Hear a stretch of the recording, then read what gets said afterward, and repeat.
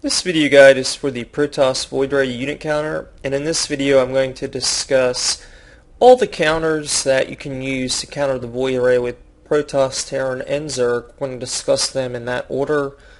And the reason I wanted to put together a video is because sometimes the certain types of micro are required to make a unit counter work. Okay, so for the Protoss player, Protoss really have the hardest time with the Void Ray, because not many of their units are good against the Void Ray. So what we're going to find is the Stalker, your traditional anti-air unit, actually loses to the Void Ray while Prismatic Alignment is active. So the Void Ray pretty convincingly wins. And without Prismatic Alignment, it's about a fairly even match. So it's not like you can just necessarily outrun Prismatic Alignment, because you can actually still lose this fight, or at least draw even. The Void Ray still wins. So Blink Stalkers do work, but what you have to do is you have to run away while Prismatic Alignment is active, and more importantly, you need an upgrade advantage. Protoss players never have equal air upgrades to ground upgrades. It just doesn't work that way. As long as the rest of the match is even, a Protoss player might have +1 air weapons. Is that backwards? That's the wrong icon. Let me check. This is somebody's map. Okay. So yeah, that's right. But +3 ground weapons, very common for a Protoss player. By the time, this might be this way, them having the +1. So you can see with the weapons upgrades, now all of a sudden the Stalkers can win. So just keep that in mind with the Blink Stalkers, that you do need an upgrade advantage. So let's clear these upgrades out, get back to baseline. Okay, so we got a Void Ray. Let's talk about some of the other unit counters. And Archon. Archon will counter the Void Ray outright, because even with Prismatic Alignment, Void Rays are actually one of the few massive units that aren't considered armored, and the Void Ray does bonus damage to armored units. Prismatic Alignment increases damage against armored units, so the Archon actually doesn't take bonus damage to the Void Ray. The problem is, you might have a battle like this, but the Void Ray is going to take advantage of the Archon's short range and just be annoying and attack at angles like this where the Archon can't do anything about it. So it's good if the enemy's massing Void Rays and you have the money. It can be nice to have a Tempest, because the Tempest makes it really hard for the Void Ray to outrange you. It might try to run up to the hill, but if it wants to hit the Tempest, it's going to have to hit the Void Ray too. So mix in a few Tempests if you're massing Archons in response to Void Rays. Obviously Void Rays can beat other Void Rays too if you have upgrades advantage, or just more, which you could have if you have economic advantage. We're not going to show you that one, but also Phoenix do pretty well against the Void Ray, and especially if the Phoenix have an upgrade advantage. So the only problem, of course, with the Phoenix is that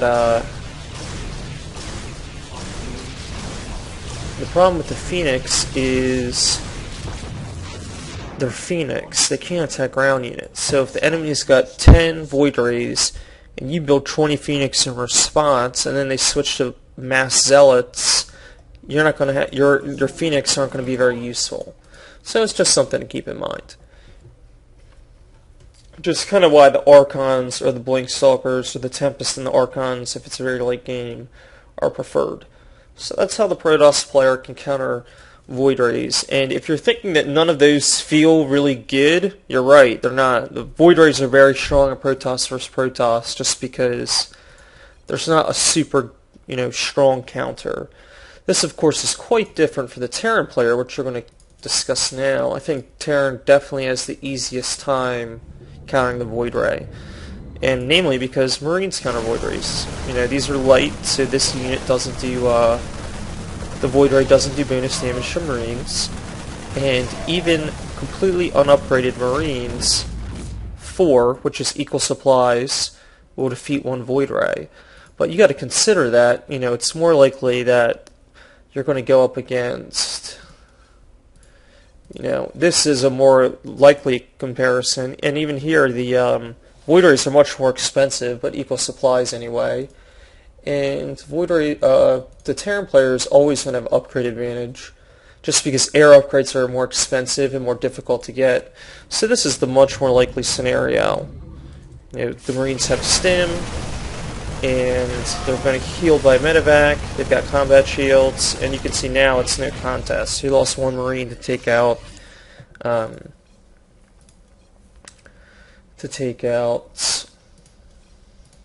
two Void Rays. Okay, so we're setting that. So if you went full mech, though, you might not necessarily have any of the infantry upgrades. If that's your route, you might want to go with Vikings. But the Viking has a certain, you have to use good micro to make them a counter. Because if you just, the Vikings, even though they do bonus damage to armored units, the Void Ray also does bonus damage to armored units. The Viking is an armored unit. So if you just try to attack straight up, it doesn't work so well. But the Viking outranges the Void Ray, and it's faster than the Void Ray. So what you do is just take a couple shots and kite. Get distance. And on a big map, you can do this without taking any damage at all. So that's how you have to use Vikings to kill the Void Ray. The only thing is, if you let the Void Ray get too close, you can't really run away. Sometimes they'll keep shooting. If you have to run straight away. If you try to run at an angle, the Void Ray is going to chain for a very long time like that. So again, you have to pull straight back. If the Void Ray starts shooting and you run straight away, it'll stop. But if you go at an angle, its range seems to extend way beyond what it should. Okay, so there's one more Terran counter to the Void Ray, and that's actually going to be the battle cruiser. So this is two battle cruisers versus 3 Void Rays is about an equal match, but you need Yamato cannon. So battle cruisers don't do good against air units normally, but with Yamato cannon, they one-shot Void Rays. Not a very close fight if you drop it down to even right away. So Yamato cannon does help. Obviously, if they're using High Templar for feedback, a couple High Templar and a bunch of Void Rays will beat battle cruisers. But that's, not going to be your typical case. Okay, so now you can see Terran easily counters either with Vikings or Marines. The question now is Zerg. So with the Zerg player, you have the Hydralisk, and the Hydralisk does pretty well against the Void Ray. That's kind of the obvious counter. But it's, as you're going to see, it's not a super strong counter. Like the Hydralisk will take a good bit of damage. They'll barely edge out to a Void Ray. And the problem really becomes that Void Rays cost a lot of gas, so Protoss players will tend to spend that extra on Zealots. And when you have 4 Hydralisks against Zealots and a Void Ray, you can't kite as easily with the Zealots running around, especially if they have charge. It becomes not a close fight. So I'm going to have to rely on a couple things. One, the upgrade for Hydralisks will help. And the fact that, again, Protoss players never upgrade air weapons. And armor. It's too expensive. Maybe very late in the game. But, in the middle of the game, you're likely going to be able to have an upgrades advantage, even if you're just somewhat diligent. They'll have the ground, but they won't have the air. And with the range upgrade and the +1 armor upgrade advantage against the Void Ray's DPS really gets reduced because it has a very fast attack speed and only does 6 damage. So if the Hydralisk get even a 1 armor upgrade, they'll do much, much better. So just keep on top of your upgrades if you're going to use Hydralisk against Void Rays. That's basically the bottom line there. Okay, so let's clear these upgrades out.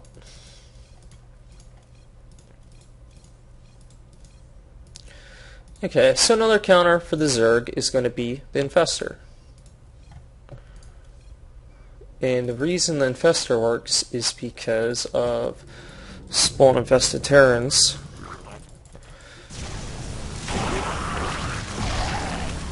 And again, the only thing is, the Void Array can easily avoid that. You know, you saw how quickly that happened. What you're going to have to do is catch it, and that way it can't run away from the infested Terrans once they're out. That's how you have to beat the Void Ray with the Infestor. Obviously, it's much easier if you have a bunch of Void Rays. So the Infestor increases in strength as the Void Ray numbers increase. And the last counter, perhaps the most surprising one, is the Queen. And the reason the Queen is so good against the Void Ray is because it's not a armored unit, despite having 175 HP. It has a big range against air, 7, and its damage is front-loaded. And with Transfusion, they can heal each other when you have multiple Queens, and they can literally take out Void Rays without taking damage. And even, you know, obviously it's the Protoss player is likely going to be able to make more Void Rays and you're going to be able to boost up Queens. But even when there's a massive advantage in cost and supply, the Queens do good against the Void Ray. Because you can just heal up the Queen. And that barely costs any energy. If you have a full energy Queen, they can heal each other for so long. And it's just no contest. Especially, you know, if you have the upgrades advantage, you know, if you're upgrading Acid Spines and the Carapace, it's just really no contest. So if the enemy's massing air, really consider adding in Queens and just crawling them across the map when you go in on offense, because they make a huge difference. And that's it for the video counter guide. That's how you can counter it with every race. I know this video is starting to lag a little bit. It's just because this is a unit tester map and it's somewhat slow. But I hope this helped. And this is called the Heart of the Swarm unit tester online if you want to check it out in the arcade. So that's it for this video.